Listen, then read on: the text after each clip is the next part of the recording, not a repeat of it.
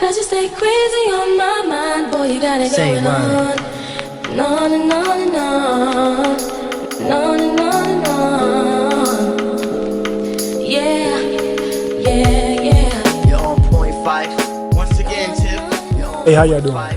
We about to react to this video real quick, but before you do anything, please make sure you subscribe, like, comment, share. It really helps. The comments and the likes really help. It forces YouTube to acknowledge me, to put me in the algorithm so I can grow my channel. So if you got a second or two, there you go. That should have been long enough for you to like and subscribe or comment or whatever. So we about to get into this video. Go down your social media feed. Does it look like Black America's in a crisis? Go down your YouTube. Does it look like Black America's in a crisis? Right. Go through your Twitter. True. Go in. If you did not know how racist America was, and you went to Black Twitter, Black Instagram, Black TikTok, Black Nothing YouTube, important there. could you tell? No. Don't it look like we live in the best times of our lives? Absolutely. Because Black people are like overgrown children. Slavery arrested our psychopolitical development. Slavery arrested our psychopolitical development. The slave system turned us into eternal children in this country. What do children do?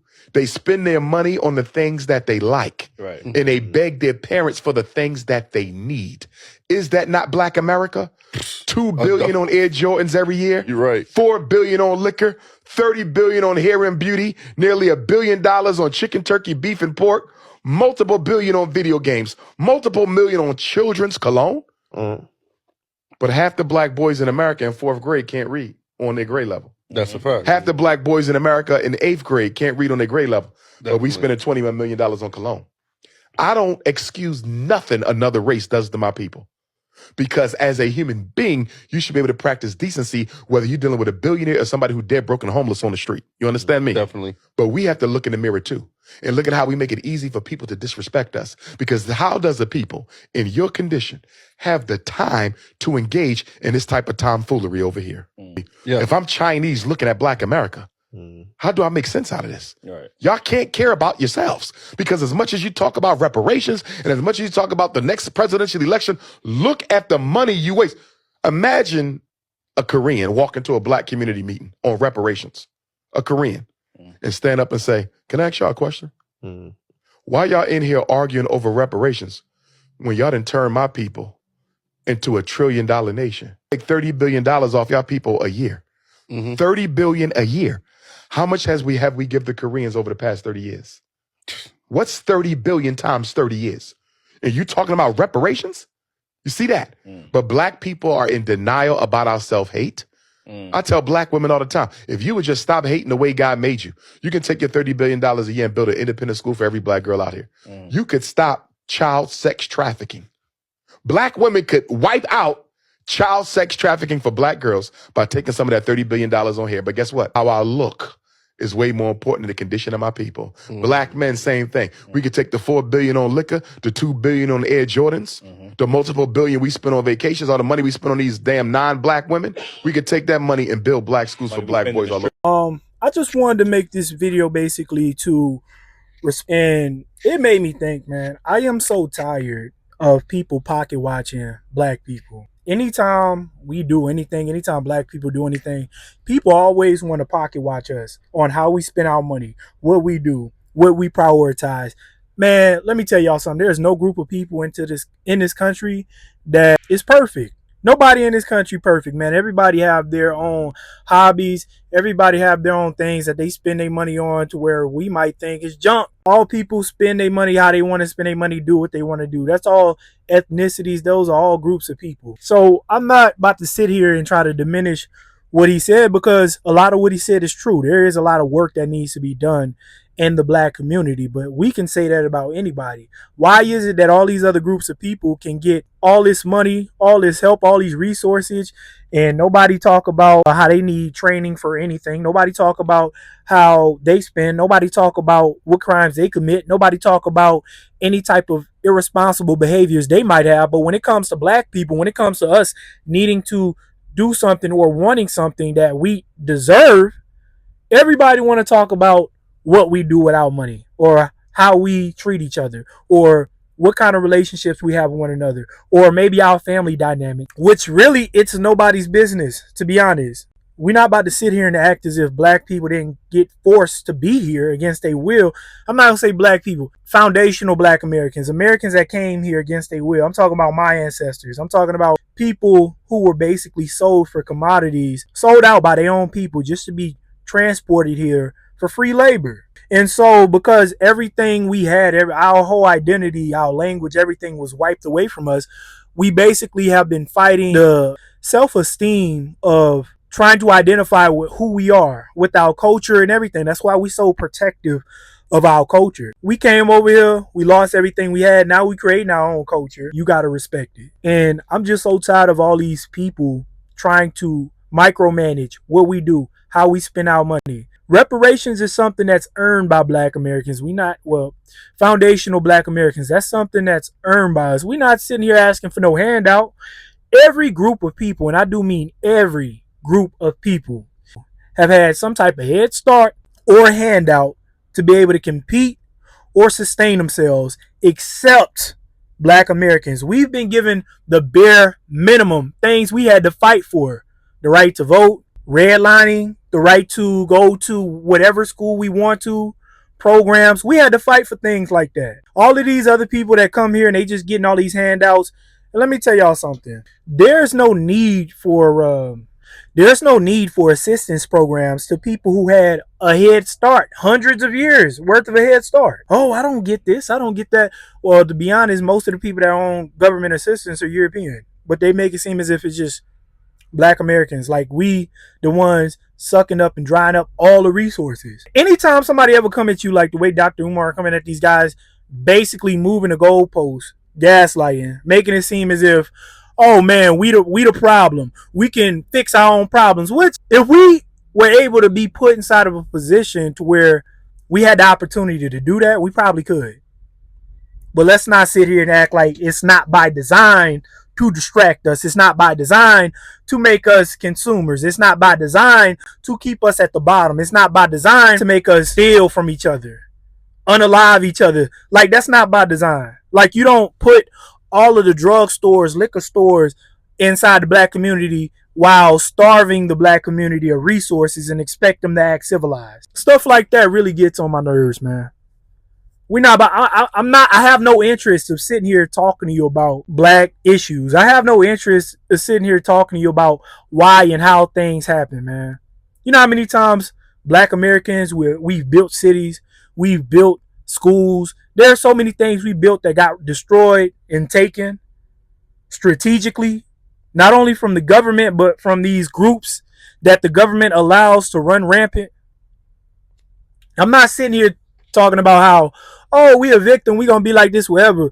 Like, no, I'm not about to sit here and make any excuses. There's a lot of work that needs to be done, and where it needs to start is by black people, black men and women, being more considerate of who they have children with. Black men and black women need to consider that, and I don't think it's being done enough.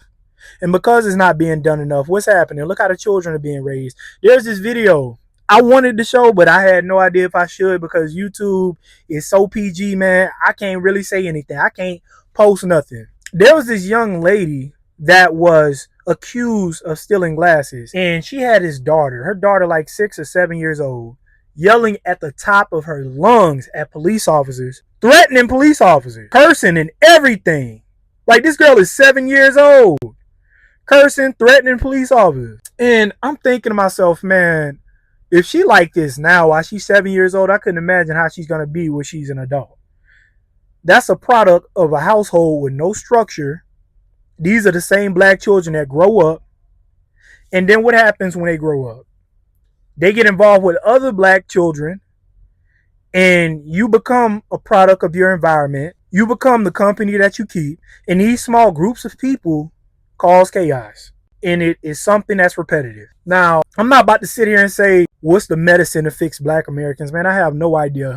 My father used to be a Muslim, and he used to tell me about all of these adversities and obstacles that black people had to deal with. And I used to think that he used to be such a lot of things. Like, if you really pull back the skin of what the United States is and you start learning the truth and how a lot of people were able to get the things that they get, when you really understand how the system has worked against you. When people tell you, you're going to start being defensive. Like, you're so naive. You're so naive to what's going on. Do y'all ever sit around and think to yourself, like, look, who owns this real estate that I'm standing on? Do y'all ever think about stuff like that? Downtown, the courthouse. Who owns the real estate underneath the courthouse? Who owns the real estate underneath these stadiums? Who owns the real estate underneath these NFL stadiums, these NBA stadiums, these NASCAR tracks? Who owns all the real estate? This building I'm looking at right now, right in front of me, it's a truck stop. Huge chain. Who owns the real estate underneath it? And then when you start to think about who owns these things, and you start thinking about what certain group of people get loans, what certain group of people don't, what certain group of people own all of these farms, what certain group of people don't, what certain group of people own majority of the dealerships. I'm talking about the major dealerships in the United States, the huge ones, and how black people don't. And if we do, it's basically an exception to the rule. You see, people like Dr. Umar Johnson, man, it's easy to sit here and try to throw everything on black people, like, and act as if we weren't strategically put inside of this situation. It's easy to do that, especially due to the fact that Dr. Umar's lineage isn't even from here. Correct me if I'm wrong, bro. His people are from Cuba. His folks are from Cuba. He's not even from here. He was born here. But if you want to talk about his ancestry, it is not in the United States. So he have his own home. What do we have? What do black Americans have, man? Where can we go? Where can we go? Where can I leave right now? I don't want to be here. Where can I leave? I want to invest in something. I want to invest in a building, property, whatever, a business where I can trust the people around me. Where can I go? I want to feel safe when I'm walking down the street in my own country and I know the language that I was raised in. Where can I go? That's just something to think about. So when you come across people like Dr. Umar Johnson that want to try to throw all these issues in your face, what does that have to do with cutting a check, bro? That has absolutely nothing to do with the trials and tribulations of what black people have dealt with in this country. I hate when people try to sweep that stuff under the rug like it never happened. And then, oh, well, just pull yourself up by your bootstraps. Just deal with it. We about to sit here and pretend like none of this stuff happened. And even though all of the cards are against you, even though you're playing a fixed game, we about to tell you that hey, deal with it. Even though the government is basically helping every group of people besides black Americans that were born here and have ancestry here. Even the black people that come here from other countries, like, look, they can leave anytime they want. They have all the opportunity in the world as long as they stick to code. Same thing with Latins, the same thing with all these Europeans. I went to Colombia to go see my girl. And when I went to go see her, I came back into the country. I don't think black people really understand the odds of what y'all dealing with. Because when I came back, man, I'm telling you, I got on that plane, we landed, I came back into the country being flooded with nothing but white Hispanics and Europeans. Flooded. I didn't see no black people. I'm telling you, hundreds of people coming into the country.